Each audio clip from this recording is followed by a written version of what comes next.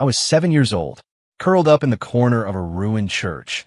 I was just trying to stay warm when a pair of hands, impossibly gentle, lifted me up. That was the first time I saw her. Serafina. She wore a gown as white as fresh snow, and her face was a masterpiece. She looked like an angel that had drifted down from the heavens. She brought me back to the Silverwood Academy, to her cold, pristine home in the ivory sanctum. She taught me to read. She taught me how to harness my power. She treated me like I was the most precious thing in the world. For a long time, I was naive enough to believe I was the only one who mattered to her. That all changed the day her old partner, Julian Croft, missing for a century, returned from the Shadowlands. He stood in the courtyard, staring at me with the same look you'd give a stray dog you found rifling through your trash. Get out. The whole academy was decked out in lights and banners, a massive celebration for Julian's return. The story was that 100 years ago, he'd ventured deep into the Shadowlands for the good of the academy, a hero who had faced death and survived. I didn't go to the party. Heroes had nothing to do with me. I just wanted to guard the home that belonged to me and Serafina. I was meditating under the glowing spirit tree in the yard when a voice, dripping with arrogance, cut through the silence.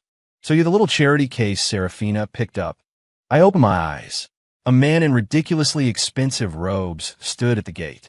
He was handsome, I guess, but a sneer twisted his features, ruining the effect. The pressure of an adept rank cultivator washed over me, a wave of undisguised hostility. So this was Julian Croft. I stood up, my posture straight, and gave a respectful bow. "Ethan Blackwood, apprentice. It's an honor to meet you, Elder Croft." He ignored the gesture completely, stalking past me as his eyes swept across the ivory sanctum. "Nice place. Quiet. Elegant." He sounded like he was appraising a property he already owned. Then his gaze snapped back to me. "You, move out." I froze for a second. "Elder Croft, this is the ivory sanctum." "I know." A small, cold smile played on his lips. "And starting today, I live here." He took another step closer, his voice dropping to a low, vicious sneer. "What right does a gutter rat like you have to live by her side?" I didn't argue. I didn't fight. I just nodded. "Yes, sir. I understand." Julian grunted, satisfied. He waved a dismissive hand. "Pack your things and get lost." I turned and walked back to my room. The guest room Serafina had personally set up for me. Every single thing inside it, from the bedsheets to the desk, carried her faint, calming scent. I didn't cry. I didn't get angry. I just quietly started packing. I didn't use a storage ring.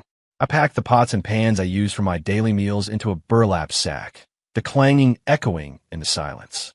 Then I stuffed my blankets and clothes into an even bigger one. By my estimate, Serafina will be back soon.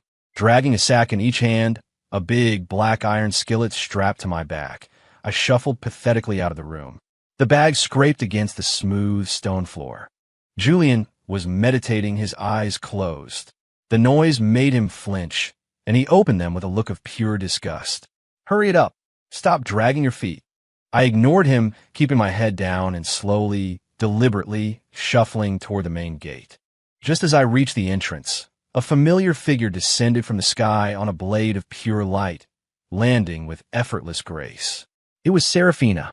She was wearing a lavender gown today, the soft color adding a touch of warmth to her usual cool beauty. When she saw Julian casually sipping tea in her courtyard, her perfect eyebrows knitted together. "Julian? What are you doing here?" Julian shot to his feet, a wide, eager smile spreading across his face. "So, you're back. I just came to see you." Serafina took a subtle half-step back, and that's when she saw me, standing at the gate, clutching two massive sacks, looking for all the world like I'd just been kicked out of my own home. The calm mask on her face shattered, replaced by shock and a deep, aching pain. "Ethan." She rushed toward me. I didn't look at her. I just kept my head down, biting my lip so hard I could taste blood. My eyes started to burn. I said nothing, just kept dragging my bags toward the exit. "Ethan." Her voice was sharp with urgency. A soft, cool hand clamped around my wrist. I was forced to stop, but I still refused to look up. "Where are you going?" she asked, her voice softening. Her gaze fell on my reddened eyes. "Ethan, what's wrong?" She gently cupped my face, her thumb brushing away the moisture gathering at the corner of my eye.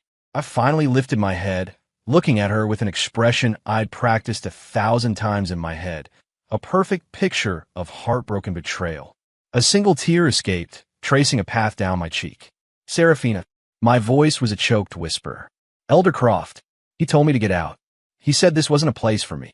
He said I was just some stray she picked up, an eyesore. The hand on my face went rigid. She spun around, and her cool, phoenix-like eyes were now blazing with fury. Julian Croft, what did you just say? The smile on Julian's face froze. He never imagined I'd play the victim. The kid looked so obedient, but he was a venomous little snake. He scrambled to explain. Sarah, listen to me. I just got back from the Shadowlands. The Academy hasn't assigned me quarters yet, and I saw you had a spare room, so I thought. So you thought you'd kick my only apprentice out? Seraphina's voice was ice. That's not what I meant. I just think it's improper for a male apprentice to be living with you all the time. What's proper is not for you to decide. The air around Seraphina crackled with power. The immense pressure of a master-rank cultivator slammed down on Julian. This is the Ivory Sanctum. It is my home, and it is Ethan's home. It is not yours. The force of her power shoved Julian back several steps, his face turning a sickly shade of green. He stared at Seraphina in disbelief. The woman he'd dreamed of for a century was doing this to him? For some random kid she'd found in the dirt? Sarah, get out. Seraphina didn't even spare him another glance. With a flick of her sleeve, a wave of energy sent him flying out of the Ivory Sanctum. Silence returned to the courtyard. Seraphina retracted her power and turned, pulling me into a tight embrace. Her hug was cool, as always, but it carried a sweet fragrance that I craved. I am sorry, Ethan. Her voice was thick with guilt and pain. Please don't leave. Okay. I buried my face in the crook of her neck, greedily inhaling her scent. Ding. Intimate contact with bonded target initiated. 10 power points acquired. Ding. Bonded target is experiencing a strong protective urge. 20 power points acquired. The system's notifications chimed in my head. I just nuzzled against her like a wounded animal. Seraphina. Yes, I'm here. She stroked my back over and over. Remember this, Ethan. Her voice was a soft whisper in my ear. This is your home. As long as I'm here, no one can ever make you leave. I nodded hard, my tears soaking the collar of her gown. I won't leave, Seraphina. I want to stay close. I went limp in her arms, playing up the needy act for all it was worth. Seraphina sighed, a sound that was half exasperation, half affection, and held me even tighter. Outside the Ivory Sanctum, Julian Croft, tossed out like garbage, heard the gentle, comforting words from within. He trembled with a rage so intense his face twisted into an ugly mask. A few days later, under the peach blossoms, Seraphina was teaching me a new sword form, her hand covering mine. Focus, Ethan. Let the blade become an extension of your will. Her hand guided my own, steering the sword through its complex motions. Her warm breath tickled my ear, carrying the faint scent of orchids. My heart skipped a beat. I have a secret. The day Seraphina brought me back, I bonded with a system, the affinity system. As long as I was close to Seraphina, I grew stronger. A hug, holding hands, even just the brush of our skin like this, it all generated power points. I've been learning this sword form for 3 days, and I was still stumbling over the first move. It wasn't that I couldn't learn it. I just wanted to be closer to her. A little longer. Seraphina, I forgot this part again. I deliberately messed up the sequence, letting my body stumble right into her embrace. She caught me, a helpless sigh escaping her lips. You just aren't concentrating. The words were a reprimand, but her tone was pure indulgence. Patiently, she demonstrated the move again and again. Just then, an unwelcome voice interrupted us. Sarah, I came to see you. Julian walked in, carrying a small basket and wearing a practiced, charming smile. When he saw how close we were, the smile froze on his face. Elder Croft. I gave him a polite nod, then shrank back behind Seraphina. Her brow furrowed almost imperceptibly. Is there something you need, Julian? Her voice was back to its usual cool reserve. I baked some pastries. I thought you might like to try them. He held out the basket. No, thank you. I don't care for sweets, she replied flatly. Julian's expression soured. His gaze shifted to me, filled with contempt. Sarah, this apprentice of yours. His aptitude seems rather poor. This is a basic sword form, yet he still hasn't mastered it after several days. With talent like this, I'm afraid he'll just waste all your hard work. His words sounded like concern for her, but they were a clear attack on me, and on her judgment for choosing me. I immediately lower my head, my shoulders trembling slightly, putting on the perfect show of a boy who had just been crushed. The next second, I turned and buried my face in Serafina's robes. Serafina, my voice cracked with a sob. Am I really that stupid? Ding. Intimate contact with bonded target initiated. 10 power points acquired. Ding. Bonded target is experiencing a strong feeling of protectiveness. 20 power points acquired.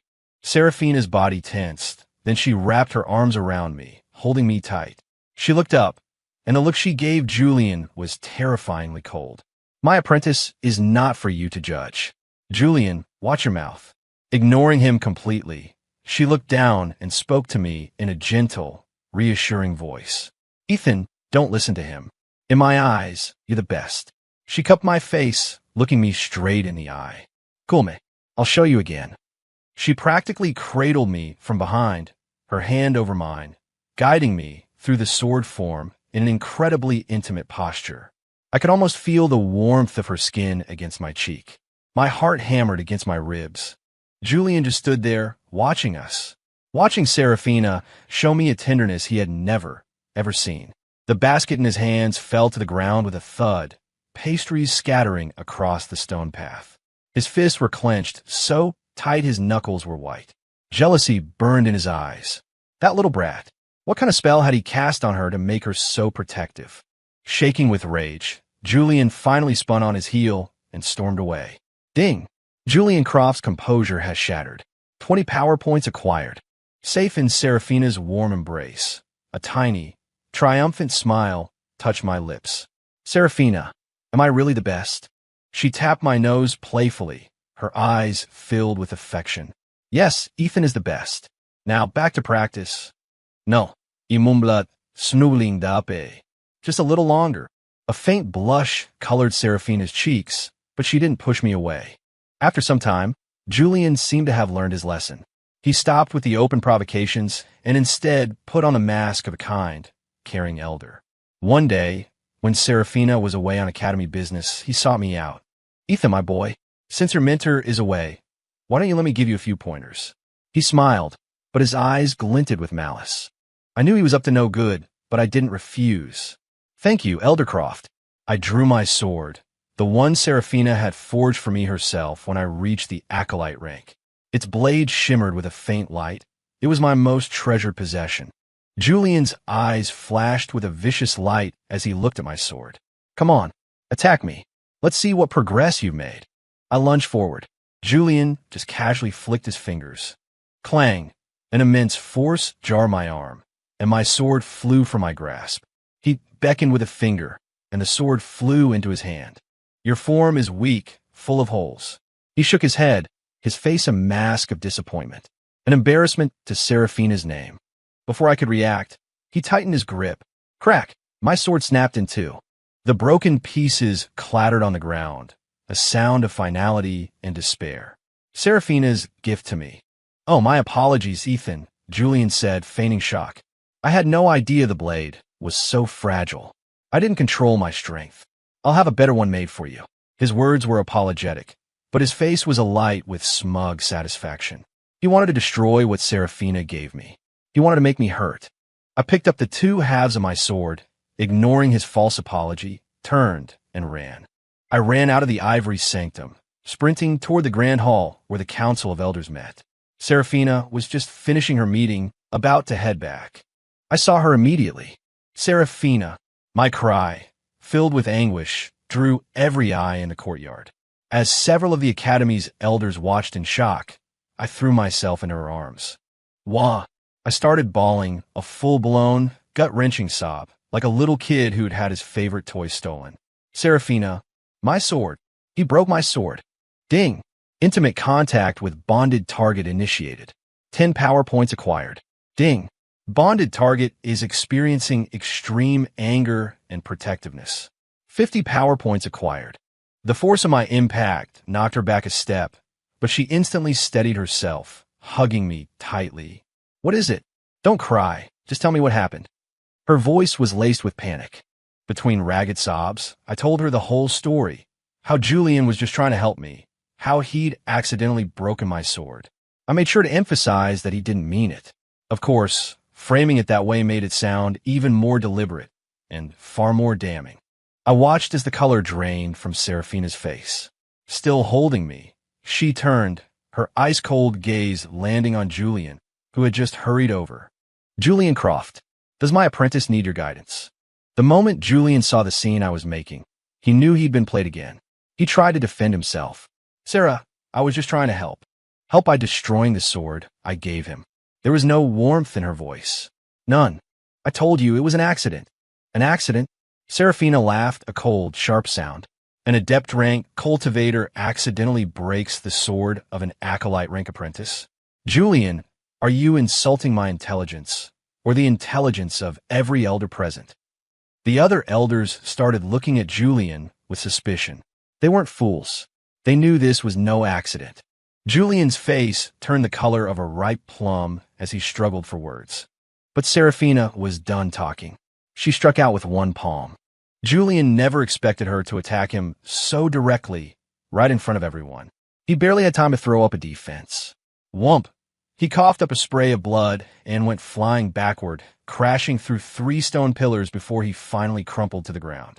Serafina, you dare to injure me over an apprentice, he roared in disbelief. She didn't even look at him. She just looked down at me. It's okay, Ethan. Don't cry. I'll forge you a better one. She took my hand and led me back to the ivory sanctum. That night, using celestial meteorite and deep-sea frost crystal from her personal collection, Serafina forged me a new sword. 3 days later, a blade that hummed with a deep blue light was placed in my hands. Etched into the steel were 2 simple words, Seraph's Hope.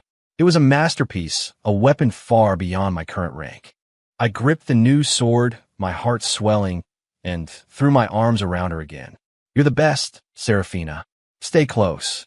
She just ruffled my hair, her eyes soft with affection. And Julian?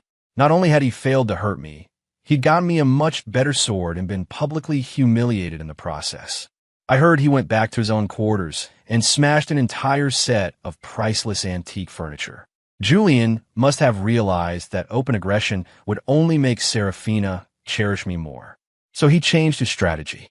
One day, a rumor started spreading through the academy. A priceless soul gem that Julian had brought back from the Shadowlands, a treasure that could help someone break through to the master rank, had gone missing. And the last place he'd seen it, he claimed, was the Ivory Sanctum. Sure enough, the Academy's enforcers found the soul gem wedged in a crack of my bedroom door. Ethan Blackwood, you were caught red-handed. What do you have to say for yourself? Julian stood in the Hall of Justice, pointing at me with a look of profound disappointment. Sarah, I know you favor him, but this is theft. This is a matter of character. My own energy signature is still on the gem. How else could it have gotten there unless he stole it? The hall was filled with the murmurs of elders and apprentices alike. Serafina sat on the high seat, looking down at me. Her expression held not a single shred of doubt. Ethan would not steal. Her voice, cold and clear, cut through the noise. I trust him. Even with the evidence right there, she chose my side. A warmth spread through my chest. I ignored the stares and walked to the foot of the dais. Serafina, I am scared. I held out my arms, asking for a hug. Here, in the solemn Hall of Justice, in front of everyone, Serafina didn't hesitate. She descended from her seat and pulled me into her arms. Don't be. I'm here. Stay close, I whispered, burying my face in her shoulder. Julian trembled with rage. Serafina, this is blatant favoritism. Have you no shame, in front of everyone? I peeked out from Serafina's embrace and looked at Julian. Eldercroft, you said the soul gem was found in the crack of my door. That's right. Did you see me steal it with your own eyes? I don't need to. The evidence is right here. I sighed dramatically and pulled a small, smooth stone from my pocket. You see, I'm a bit of a coward. I'm afraid of ghosts, so I set up a little memory stone by my door just to see if any spooky things were sneaking in at night. I didn't catch any ghosts, but I did catch someone. I channeled a bit of my power into the stone. A shimmering image appeared in the air. It was my doorway. The timestamp showed it was late last night. A sneaky figure appeared in the frame. It was Julian. He looked around furtively, then pulled the glowing soul gem from his own robes and carefully wedged it into the crack of my door. The image was perfectly clear. The truth was laid bare for all to see. The Hall of Justice fell completely silent. Everyone stared at Julian with utter disbelief. He framed him? He set the whole thing up? The blood drained from Julian's face. No, that's a fake.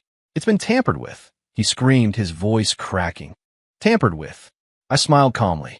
The elders are all here. They can verify the stone's authenticity in seconds. The head of the enforcers took the memory stone. A moment later, his face was grim. The memory stone is authentic. Julian staggered, nearly collapsing. It was over.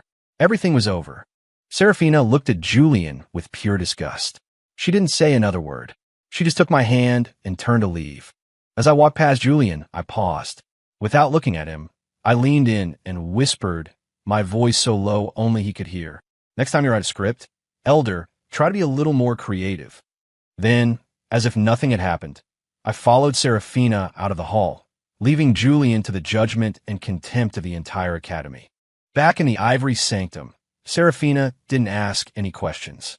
She just held me for a long time before letting out a soft sigh. Ethan, you've been through too much. I shook my head, pressing my face against her. As long as you believe in me, Serafina, I'm okay. Ding. Bonded Target's trust has reached its peak. 100 power points acquired. Ding. Bonded Target is experiencing extreme guilt and protectiveness. Host power is surging. Congratulations on advancing to Knight rank. A warm current flooded my body. I had broken through. But right now, I didn't care about that. I just wanted to hold her. Serafina, stay close. Okay, stay close. This time, she held me with a strength that told me she would never let go. And Julian? For framing a fellow member of the academy, he was sentenced to a year of solitary confinement. His reputation was in tatters. He had tried to ruin me, and only ended up destroying himself. He was probably back in his rooms, smashing what little furniture he had left. After his release, Julian kept a low profile for a long time, but I knew a snake was still a snake. Sure enough, he found another way to come after me. Since he couldn't hurt me when Serafina was around, he tried to turn the entire academy against me. He leveraged his status as a returned hero and started spreading rumors. Did you hear? That Ethan kid is a manipulative monster. Yeah, he uses the headmaster's affection to get away with anything. He even framed Eldercroft, some nobody off the street who knows what kind of black magic he used to bewitch her. We should all stay away from him. He's bad news. Rumors like that spread like wildfire. Julian thought he could make me a pariah to give me a taste of what it felt like to be truly alone. It was a good plan, but he miscalculated one thing. I wasn't some rootless weed. While I spent most of my time in the ivory sanctum, I hadn't been a total recluse. Leo Vance, the senior apprentice from Eagle Peak, had patiently taught me the academy rules when I first arrived. Chloe Reed, a senior from Sunset Peak, always brought me strange and wonderful gifts from her adventures. Even the perpetually grumpy Elder Monroe from the alchemy division was fond of me after I'd helped him improve a few of his formulas. Countless elders and fellow apprentices had watched me grow up. They knew who I was. So when the rumors reached them, their reaction was unanimous. That's a load of crap. I've known the kid for years. I know exactly what kind of person he is. Leo yelled before personally dressing down a junior apprentice for gossiping. Who's been talking trash about my little Ethan? You looking for friendly chat with my whip? Chloe asked, making a pointed tour of the training grounds. Elder Monroe was even more direct. He put out the word. Anyone caught slandering Ethan Blackwood would be permanently banned from purchasing any of his potions. Suddenly, the tide of opinion turned. The people who had been bad-mouthing me found themselves getting the cold shoulder.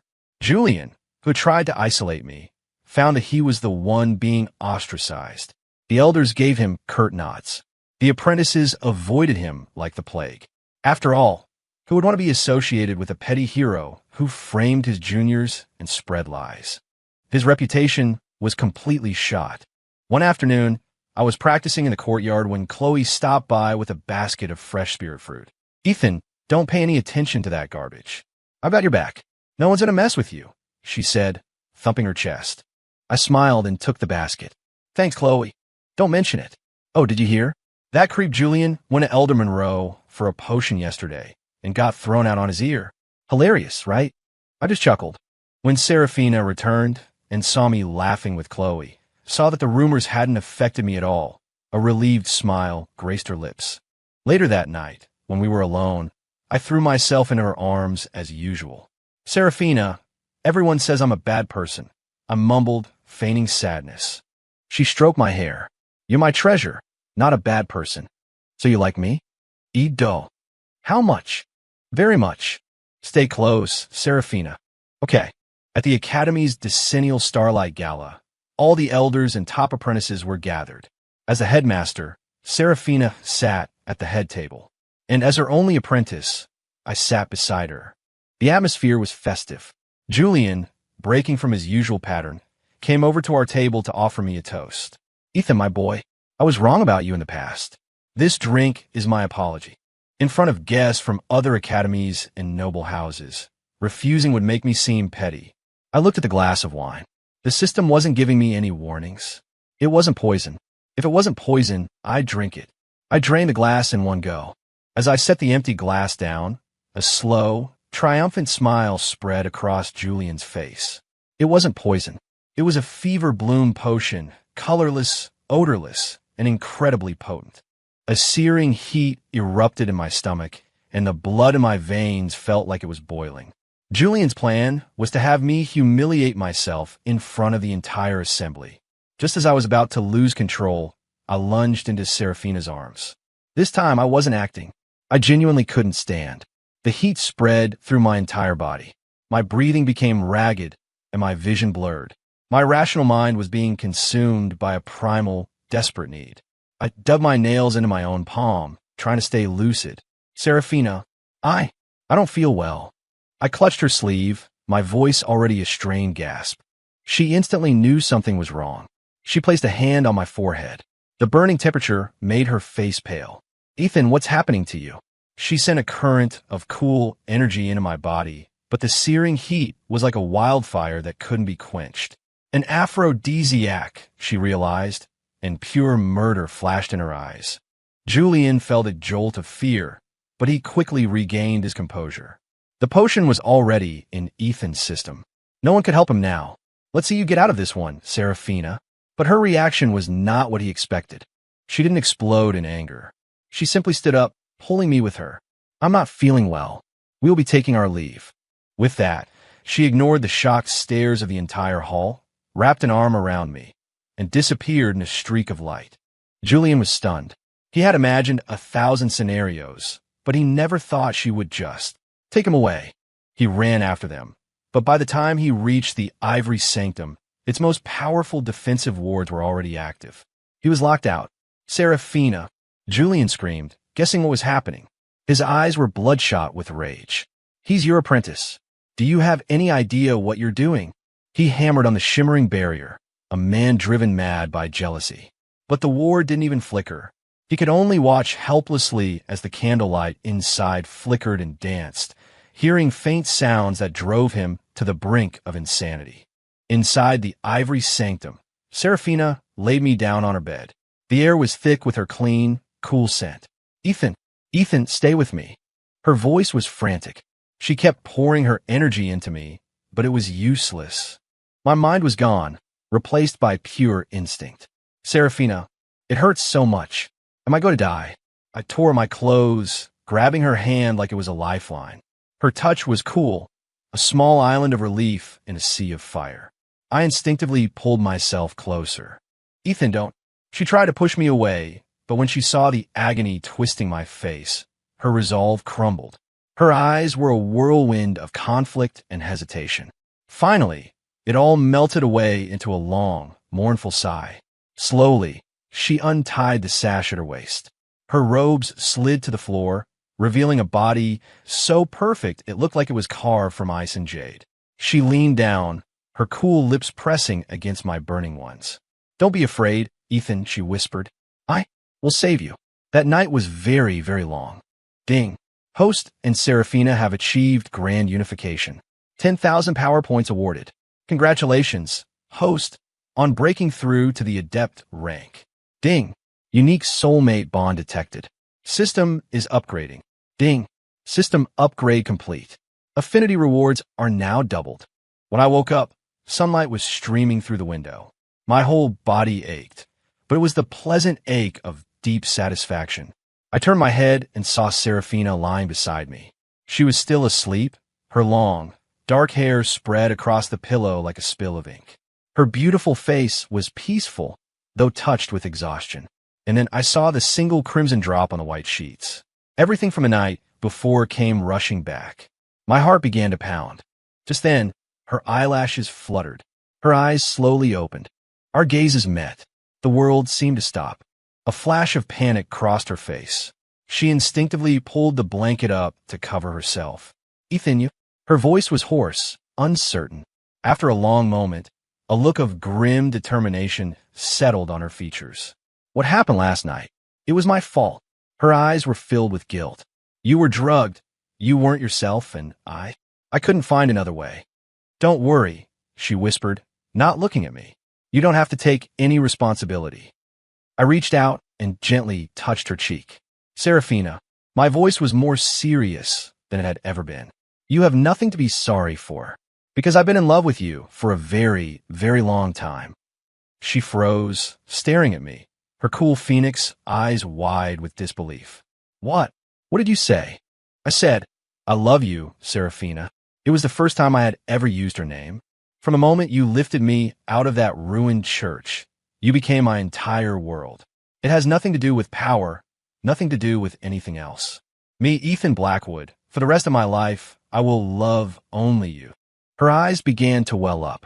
There was shock, relief, and a profound, bone-deep happiness. So, it hadn't been just her. The boy she had cherished for over a decade felt the exact same way. You foolish boy," she whispered, a tear finally escaping and tracing a path down her cheek. I leaned in and softly kissed it away. "Serafina, I'm going to take responsibility for you." She looked at me, and a watery smile broke through her tears. "Yes, you will." She wrapped her arms around my neck, pulling me down to her. "You will be responsible for me for the rest of our lives." I didn't give her a chance to say anything else.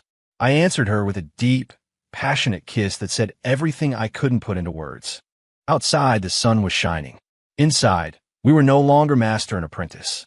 We were simply everything to each other. As for Julian, the madman who had stood guard outside all night, when the wards finally came down, the first thing he saw was me and Serafina walking out hand in hand.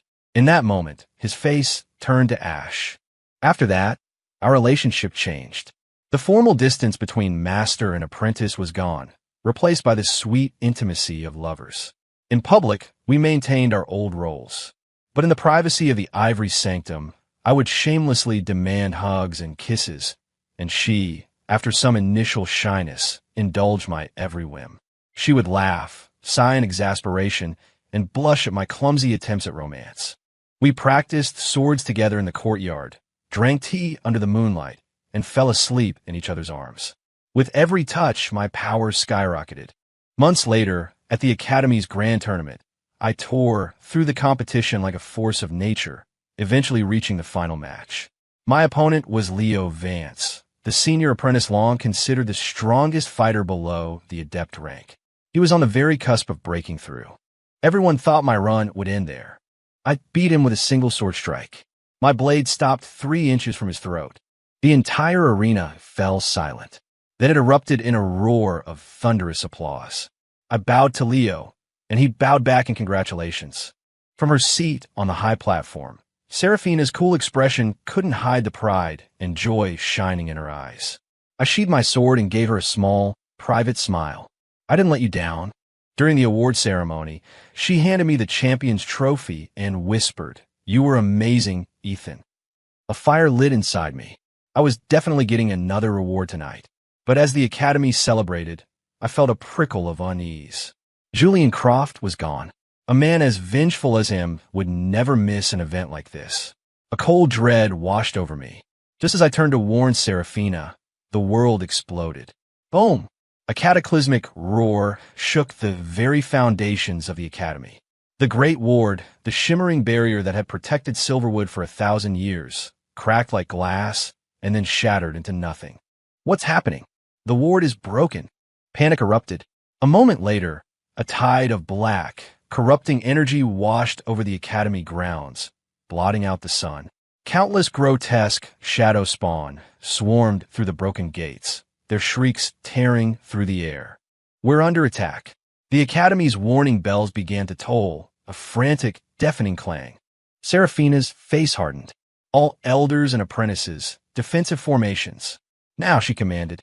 Then she herself became a streak of light, rocketing toward the heart of the demonic energy. There, floating in the air, was a figure in black armor, radiating an overwhelming aura of pure evil. The Shadow Lord, a Grandmaster, and standing right beside him, grinning, was the missing Julian Croft. Julian, you dare to conspire with the shadows. Elder Monroe roared, his face contorted with rage and grief. His closest friend had been the one guarding the ward. For it to fall meant only one thing. Faced with the accusations, Julian burst into manic laughter. Conspire? If it wasn't for the Shadow Lord's grace, I would have died in the Shadowlands a century ago. I never would have made it back. His face twisted into a mask of pure hatred. I was going to take over this academy peacefully, using you, Seraphina, but all of you. You all chose to protect that little gutter rat. You, Seraphina, you would rather have him than even look at me. Since you betrayed me, don't blame me for returning the favor. Today I will burn Silverwood to the ground and destroy everything you hold dear. So that was the truth. He hadn't been a hero. He'd been a traitor all along. You monster, Seraphina hissed, her voice colder than death. Enough talk, the Shadow Lord grunted impatiently. Seraphina, swear fealty to me, and I might let you live.